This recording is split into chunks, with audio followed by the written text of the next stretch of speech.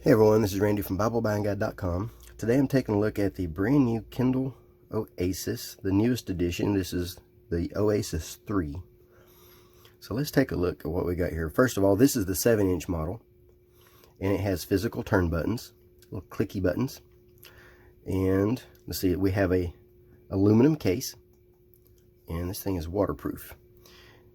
It has Bluetooth so that it integrates with Audible audiobooks. Comes with 8 gigabytes of storage or 32 gigabytes of storage in Wi-Fi or 4G models. The 4G I think is only available in the 32. And let's see, this is the graphite version. You can also get it in champagne gold.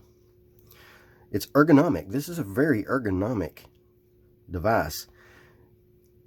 As you can see, it's got a thicker part here. This is where the battery sits. And the balance point seems to be right there, so that it just sits in your hand.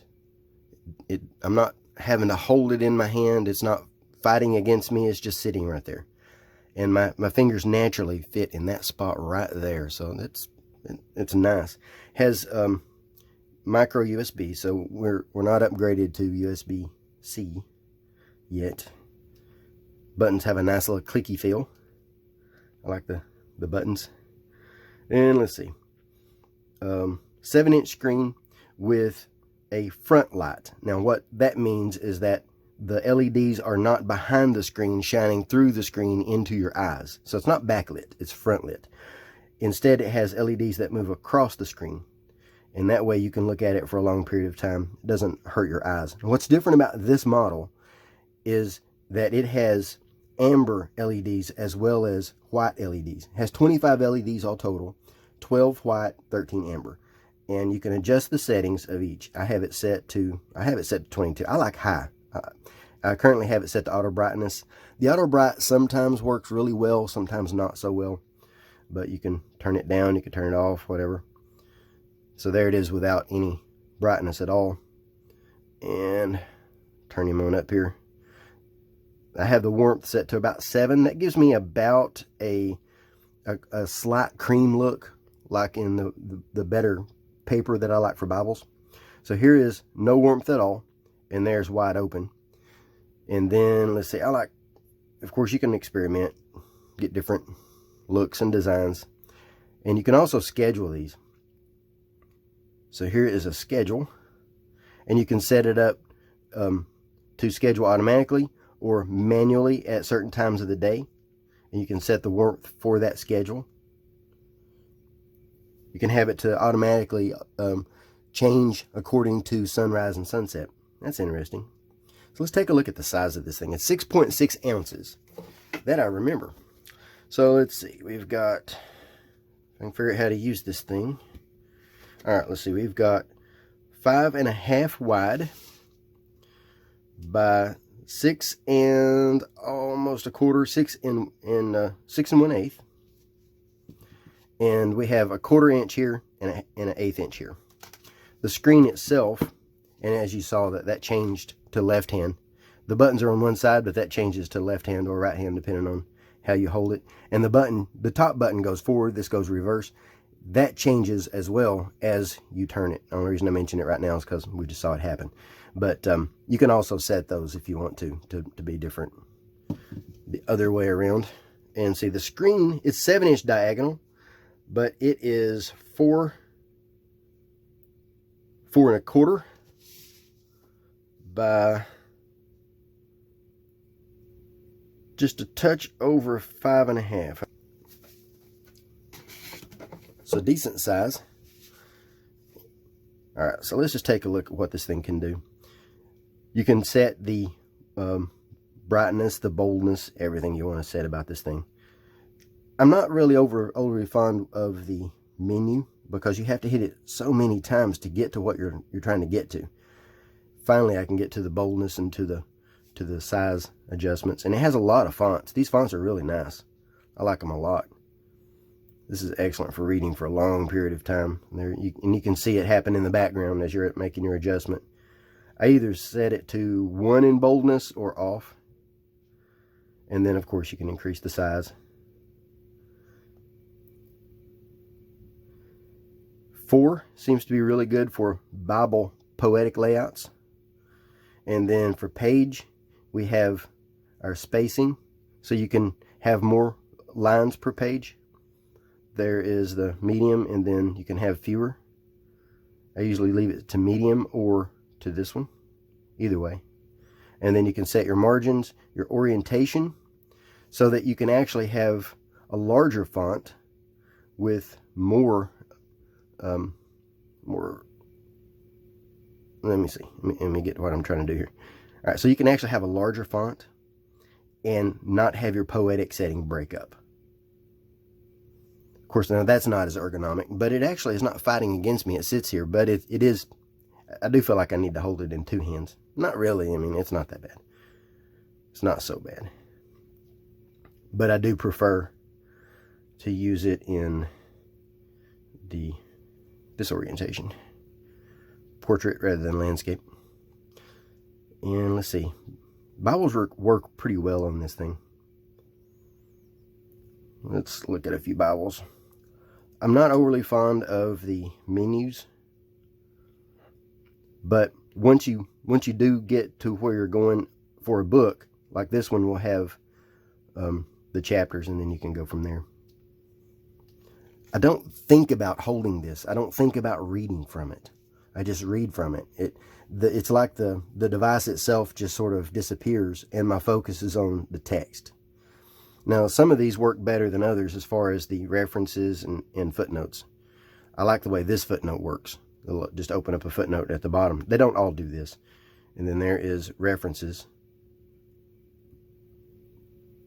They don't all work the same way, though. Let's look at a few more books. Let's see. This one is text without any chapters or verse numbers, so that looks really good. I like the way that works. So if you wanted to find something else, let's see. And it is a touchscreen too, as far as navigation. You don't have to use the buttons, but that's comfortable to use those buttons. They don't get in your way. So let's see. Let's go somewhere and find some poetry. There's some Psalms. It's good navigation. I like the way this works. And then there's that. Now, some don't work as well as others because of the way the references and things work. I'll show you here. Let's go back to this one. We're at Isaiah 1. If we go backward,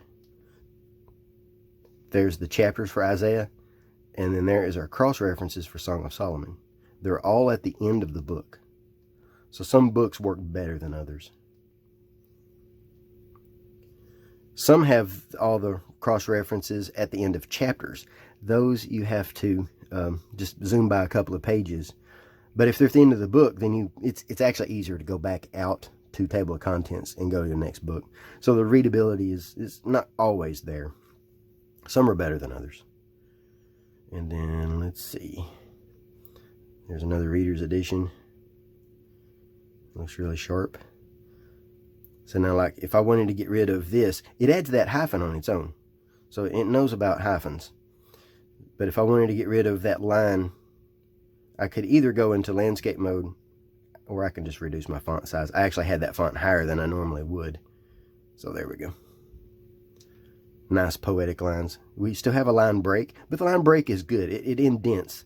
It's still a good line break. But if I wanted to go even smaller, which is not really a small text, this is more like I'd probably call that a 10-point font. And then here we have maybe a 9-point. And now you see I don't have any line breaks, just clean. So if you're into reading the Bible with poetic settings, the 7-inch screen really does make the difference. And I love that that amber. That's about the screen color that I like right there. And this is waterproof. Let's go outside and take a look and see what this thing looks like in the sun and see what it looks like in the rain. The brightness is all the way off because I have it turned to auto bright. So let's turn the brightness on. Now the brightness is all the way up, so you see no difference at all. Let's take a look at the warmth. And there's the warmth all the way up. So as you can see, the light is absorbed by the sun. It doesn't help to have it turned on in the daylight. But now if you're outside under a shade, I don't know if you can detect this, but I can detect the amber now. It's got a slight amber look to it, a little bit of an amber glow. And if I'm sitting in the car, that'll be a little bit more obvious. See if you can change. See if that changed the color there. Yeah, so looks nice outside. Easy to read outside because it's electronic ink and not a backlight. I like it. So it is waterproof. We're getting some rain right now. I'm standing out here in the rain in the sun, not having to worry one bit about this rain. And here we are in the shade. Looks nice. Brightness turned on. Looks elegant. The buttons still work just as normal. I can still use the menu. Yep, everything's fine.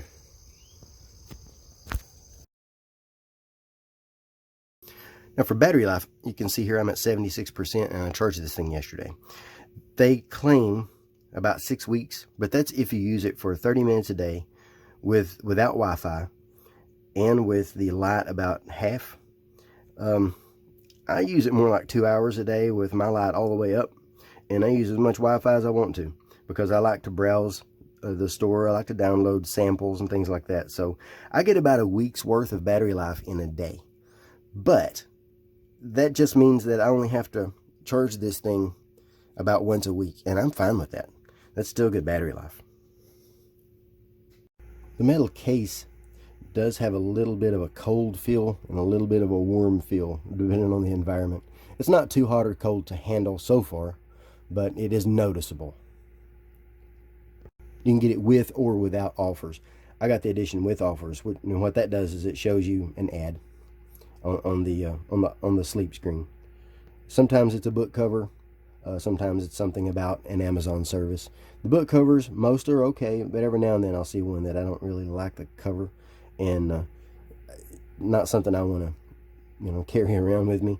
They're not bad, but still at the same time they're noticeable. One thing I like about this model is that it with a wider screen, it's ideal for Bible layouts. And you can see a little bit of a glare there underneath this light. So it does have a little bit of a shine on just where the light is shining, nowhere else. But with the poetic settings, you have more space across the page for the poetic setting. I'll show you what I mean. This is the Kindle Paperwhite. We bought this one at Prime Day, and that'll give you an idea of poetic setting. Let's go to the same book.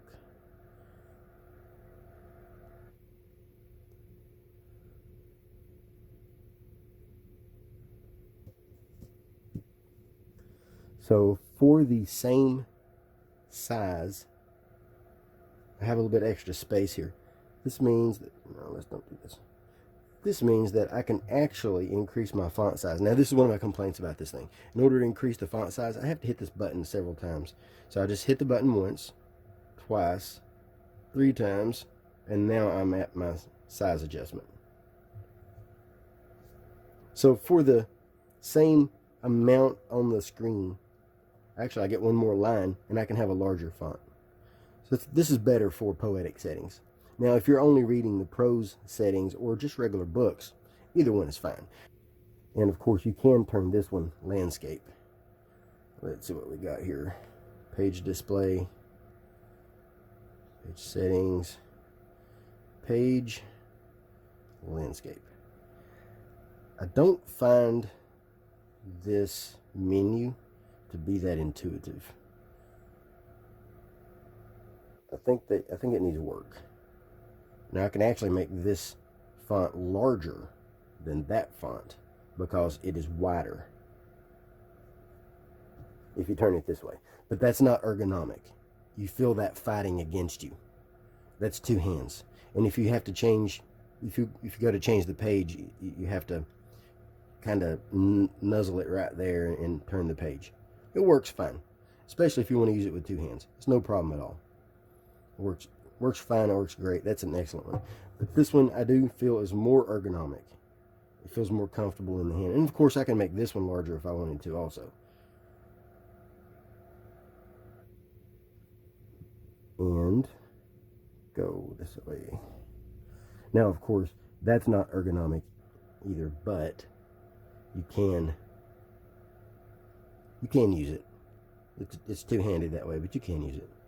But yeah, my only complaint about this is that I don't find the menu intuitive, but I do like it a lot, and I especially like the color adjustments. You can get some really nice color adjustments that looks more like Bible paper.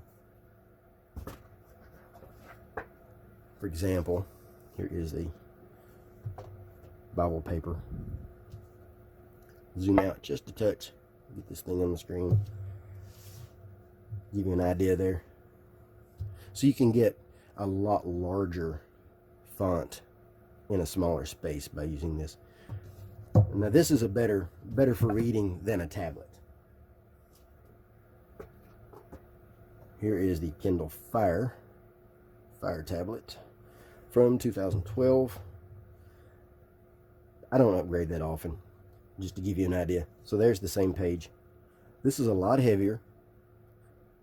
It's not ergonomic, and the screen itself is not good for reading. It's good for apps, it's good for doing whatever you want to do, but if you're reading for a long period of time, this is a better option. The reason is this screen is backlit, so the lighting is behind the screen, shining in your eyes. Now it is diffused, but still it's shining through the screen into your eyes, and that's not good for your eyes. It's not good to look at all day. This one is front lit, so instead of the LEDs being behind the light, behind the screen, they are shining across the screen, so they're never shining into your face. This is better for reading for a long period of time. I upgraded this one from the 2010 model. So there's what that one looks like. The 2010 model keyboard, Kindle keyboard, doesn't have a front light. This one's 167 dots or pixels per inch, whereas the Paperwhite and the Oasis are 300 pixels per inch. So this is a lot sharper screen than this one is. And as you can see, that one's gray. This one, of course, you can turn the lighting off and it'll be a little bit gray, but not like that one. Looks better with even just a little bit of light. I usually keep mine bright. I don't find the auto brightness to be that amazing. I like to keep it higher than it does because I like to have more of a closer to a white background, but with just a touch of cream. That's me. It also does comics. Here is the Action Bible. See what this looks like. It gives you the entire screen, and then you can click on a panel. If I can do it right. I'm not used to this. Hang on. There we go. So you can click on a panel, and then it zooms in so that you can see it. This looks a little blurred to me. It's not quite so sharp, but it's a good way to read them. I don't have any issues reading it. Now, if you wanted to see the full page, you can just do a pinch zoom and move around. That's not my favorite way to read these. I actually think this works better on a tablet than it does on this. So that's our look at the Kindle Oasis 3 from Amazon. This is the most expensive model they have. You know, if you're a serious reader and you've got the money, this is the one to get. You can pay for this in installments 5 months at a time, so that helps. That helps quite a bit. And then I got this with 6 months free Kindle Unlimited, which I pay for anyway, so that brought the price down another $60. I had already planned on paying that money anyway. So, and then let's see, you can get different cases and things like that. It comes with the machine and a USB cable, no charger or anything like that. But I'll place some links in the notes so that you can check this thing out and see what you like. If you have any questions, let me know. Thanks.